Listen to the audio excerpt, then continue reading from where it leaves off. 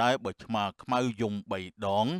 នឹងមានរឿងអាក្រក់កើតឡើង ឃើញមនុស្សម្នាក់តាំងខ្លួនឯងជាមនុស្សចិត្តបុណ្យព្រឹកមិញមានពួកចៅមួយក្រុមធំវាមកប្លន់អ្នកនៅក្នុងផ្សារអ្នកណារត់រួចក៏រួចខ្លួនទៅសូមជូនរឿងកូនឆ្មាសខ្មៅនៅតាមដងផ្លូវនៅក្នុងភូមិមានដើមឈើជាច្រើនដុះតាមដងផ្លូវមកជាហូរហែដែលជាប្រភពផ្ដល់ជាម្លប់ដល់អ្នកដំណើរដែលធ្វើដំណើរហត់អាចសម្រាកនៅក្រៅម្លប់ឈើទាំងនោះបានដើម្បីយកកម្លាំងបន្តទៅមុខទៀតមេឃថ្ងៃនេះមិនក៏ក្តៅម្ល៉េះរកកន្លែងសម្រាកបន្តិចសិនអើយក្តៅណាស់បុប្ផាទូលកញ្ជើដើរមកផ្ទះវិញបន្ទាប់ពីលក់បន្លែនៅផ្សាររួចក្តៅណាស់ហូបបាយឲ្យហើយសិនចាំបន្តដំណើរទៅផ្ទះបុប្ផាដើរទៅសម្រាកនៅក្រោមដើមឈើមួយហូបបាយយកកម្លាំងសិនចាំបន្តដំណើរទៅមុខទៀតថ្ងៃនេះក្តៅម្ល៉េះបុប្ផាក៏ដកយកបាយទឹកពីក្នុងកញ្ជើដែលបានខ្ចប់មកពីផ្ទះកាលពីព្រឹកមកហូបកំពុងអង្គុយហូបបាយម្នាក់ឯងបុប្ផាក៏បានឮសំឡេងកូនឆ្មាយំនាងក៏ងាករកមើលឆ្មាមកពីណាយំយីកូនឆ្មានេះនៅតូចណាស់អ្នកណាចូលមកចោលនៅទីនេះហើយចោលម៉ែវាតាណាហើយប្រហែលជាទៅរកចំណីមកឲ្យវាហើយបុប្ផានិយាយម្នាក់ឯងហើយក៏ដើរទៅយកបាយដែលខ្លួនហូបយកមកឲ្យឆ្មាពីក្បាលនោះស៊ីកូនឆ្មាតូចឯងនាំគ្នាស៊ីបាយនេះសិនទេម៉ែឯងមិនដឹងជាពេលណាមកវិញទេស៊ីឲ្យឆ្អែតសិនទេតម្រាំតែម៉ែពួកឯងត្រឡប់មកវិញបុប្ផាក៏ដាក់បាយឲ្យឆ្មានោះស៊ីហើយក៏នៅអង្គុយមើលពួកវាស៊ីរហូតដល់អស់ហើយក៏ដាក់ទឹកឲ្យពួកវាទៀតណែផឹកទឹកទេពេលឃើញថាឆ្មាទាំងពីរនេះស៊ីឆ្អែតហើយបុប្ផាក៏បាត់ហត់ល្មមនាងក៏ងើបបន្តដំណើរទៅផ្ទះវិញយើងទៅផ្ទះហើយពួកឯងហូបឆ្អែតហើយកុំយំទៀតប្រយ័ត្នមានមនុស្សលឺឬក៏ឆ្កែលឺវានឹងមកធ្វើបាបពួកឯងនិយាយហើយបុប្ផាក៏ងើបដើរចេញទៅតែឆ្មាទាំងពីរនោះក៏ដើរទៅតាមបុប្ផាដែរណែកុំមកតាមយើងប្រយ័ត្នម៉ែឯងមករកពួកឯងមិនឃើញបុប្ផាក៏ចាប់កូនឆ្មាពីក្បាលនោះទៅដាក់កន្លែងដើមវិញចាំម៉ែឯងនៅទីនេះហើយឯងមិនអាចទៅតាមយើងបានទេបើយើងយកពួកឯងទៅតាមម៉ែពួកឯងច្បាស់ជាមករកពួកឯងមិនឃើញឡើយបុប្ផាក៏ដើរចេញទៅតែឆ្មានោះក៏ទៅតាមបុប្ផាទៀតបុប្ផាក៏ចាប់ពួកវាយកមកទុកកន្លែងដើមវិញហេមិនក៏តាមខ្ញុំរហូតអញ្ចឹងខ្ញុំយកពួកឯងទៅតាមមិនបានទេខ្លាចពួកឯងត្រូវប្រត់ប្រាស់ពីម៉ែរបស់ពួកឯងបុប្ផានិយាយជាមួយកូនឆ្មាសុកសុកក៏ស្រាប់តែមានអ្នកតាមួយបង្ហាញខ្លួននៅចំពោះមុខនាងហាលោកតាជាអ្វីជាមនុស្សឬក៏ខ្មោចមិនក៏បង្ហាញខ្លួនឲ្យខ្ញុំឃើញកណ្ដាលថ្ងៃអញ្ចឹងយើងជាអ្នកតាថែរក្សាដើមឈើយើងបង្ហាញខ្លួនឲ្យឃើញនេះយើងមិនចង់បានអ្វីនោះទេគ្រាន់តែចង់មកប្រាប់ប៉ុណ្ណោះប្រាប់រឿងអីកូនឆ្មាសខ្មៅនេះជាកូនឆ្មារបស់យើងវាគ្មានមេទេដែលវាតាមចៅស្រីឯងគឺបានន័យថាពួកវាទទួលយកចៅស្រីជាម្ចាស់ហើយបានអញ្ចឹងខ្ញុំយកវាទៅចិញ្ចឹមនៅផ្ទះខ្ញុំលោកតាមកប្រាប់តែប៉ុណ្្នឹងទេមែនទេលោកតានៅមានទៀនចៅមានដឹងទេថាឆ្មានេះជាឆ្មាអ្វីជាឆ្មាសខ្មៅឬក៏មានអីលើសពីនឹងទៀតមែនហើយកូនឆ្មាទាំងពីរនេះវាអាចដឹងពីហេតុការណ៍មុនបើវានៅជាមួយអ្នកណាវានឹងដឹងមុនគ្រប់រឿងដែលនឹងកើតឡើងចំពោះអ្នកដែលវានៅជាមួយនោះហើយចុះបើវាដឹងតើវាអាចប្រាប់មនុស្សបានយ៉ាងម៉េចបើវាមិនចេះនិយាយផងនៅពេលដែលឆ្មាសយំ3 ដងគឺមានន័យថានឹងមានរឿងល្អកើតឡើងតែបើឆ្មាខ្មៅយំ3 ដងនឹងមានរឿងអាក្រក់កើតឡើងដូច្នេះចៅត្រូវសង្កេតមើលហើយត្រូវត្រៀមខ្លួនទុកជាមុនណាខ្ញុំមិននឹងអាចដឹងបានទេបើឆ្មាវាយំរហូតហ្នឹង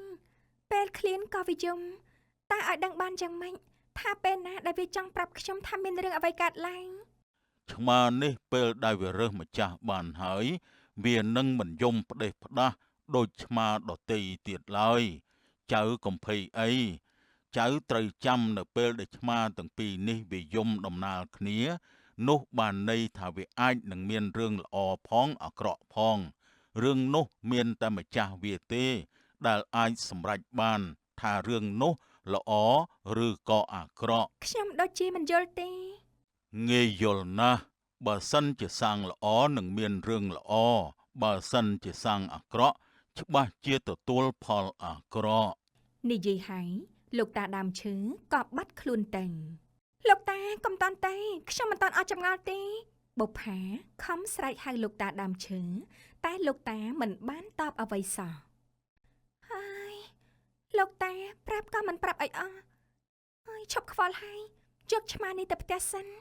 និយាយហើយបុប្ផាក៏យកឆ្មាទាំងពីរនោះដាក់ក្នុងកញ្ជើហើយដើរមកផ្ទះវិញនៅពេលដែលគេកំពុងដើរមកផ្ទះនោះក៏បានជួបជាមួយម៉ែកូនពីរនាក់ដែលតាមទើសបុប្ផាគ្រប់រឿង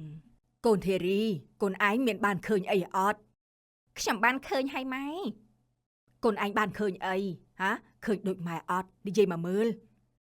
ឃើញមនុស្សម្នាក់តាំងខ្លួនឯងជាមនុស្សចិត្តបុណ្យយកឆ្មាទៅចិញ្ចឹមសម្ដែងជាមនុស្សចិត្តល្អចូលចិត្តជួយគេតែក៏មើលខ្លួនឯងរកស៊ីមិនចង់បានផងតែចូលចិត្តជួយគេបើខ្ញុំវិញណាខ្ញុំមិនទៅជួយអ្នកណាទេមែនហើយជួយមនុស្សផងជួយសត្វផងក្រតែនឹងជួយគេនឹងឯងហើយយកសត្វទៅចិញ្ចឹមនេះមិនដឹងបានបុណ្យឬក៏បានបាបទេបើគ្មានអីឲ្យវាស៊ីផងបុប្ផាបានលឺម៉ែកូនពីរនាក់នោះនិយាយដៀមដាមឲ្យខ្លួនក៏ងាកមកតមាត់ជាមួយមីងថាឲ្យខ្ញុំមែនទេ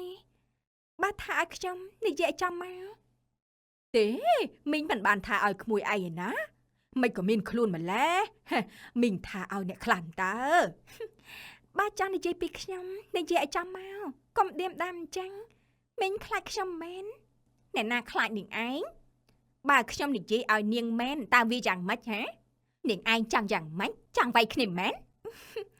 ខ្ញុំមិនវាយជាមួយមនុស្សបែបហ្នឹងទេព្រោះវាគ្មានបានអីទេ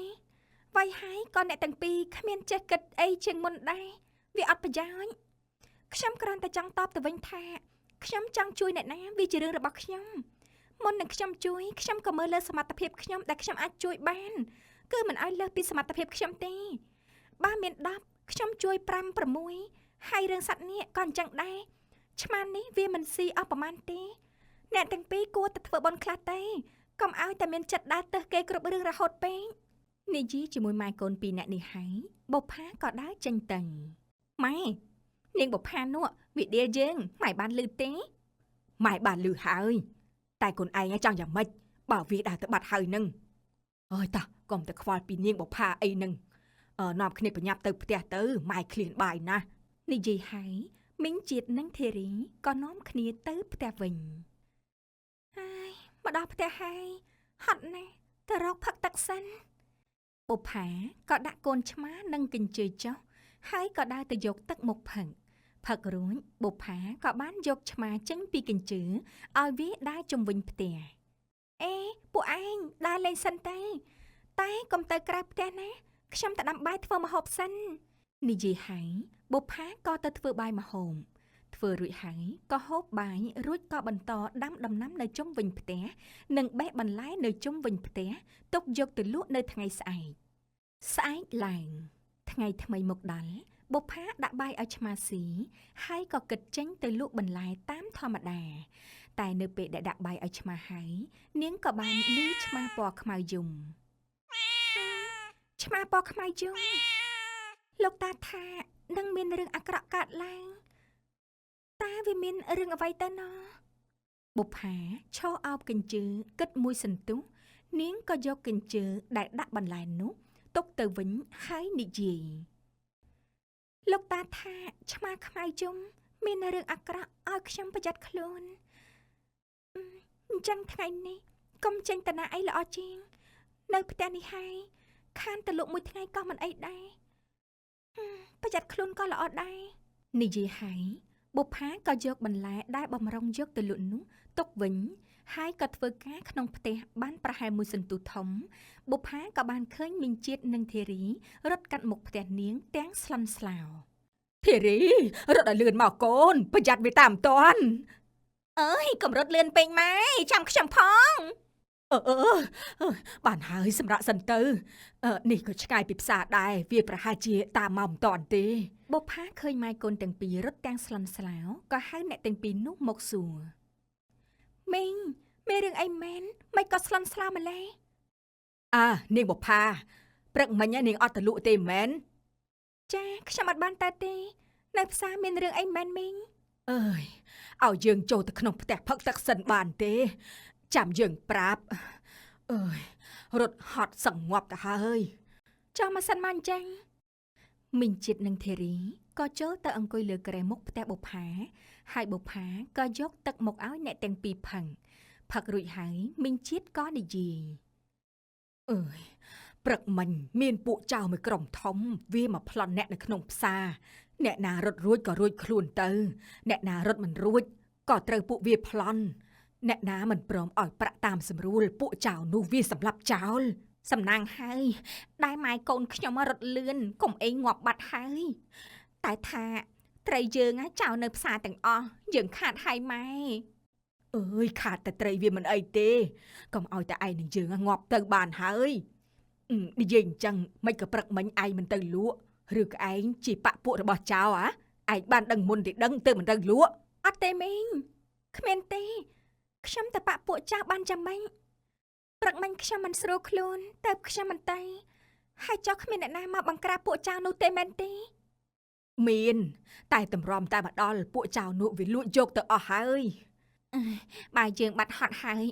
យើងទៅផ្ទះវិញទៅឯម៉ែខ្ញុំមិនចង់នៅផ្ទះនេះយូរទេតោះម៉ែក៏មិនចង់នៅប្រហែលដែរតែមិញវាស្រេកទឹកឥឡូវយើងបាត់ស្រេកហើយក៏បាត់ហត់ហើយដែរតោះតើកូននិយាយហើយមីងជាតិនិងធារីក៏ដើរចេញទៅវិញទាំងមិនលាឬក៏អរគុណម្ចាស់ផ្ទះអីបន្តិចឡើយចរិតម៉ែកូននេះនៅតែដដែលព្រឹកមិញបើសិនជាខ្ញុំទៅលក់មិនដឹងជាមានជីវិតមកវិញឬអត់ទេសំណាងហើយដែលមានពួកឯងផ្ដោតដំណឹងឲ្យខ្ញុំដឹងមុនបុប្ផានិយាយហើយក៏ចាប់ឆ្មាទាំងពីរនោះយកមកអោបថើបទាំងសប្បាយចិន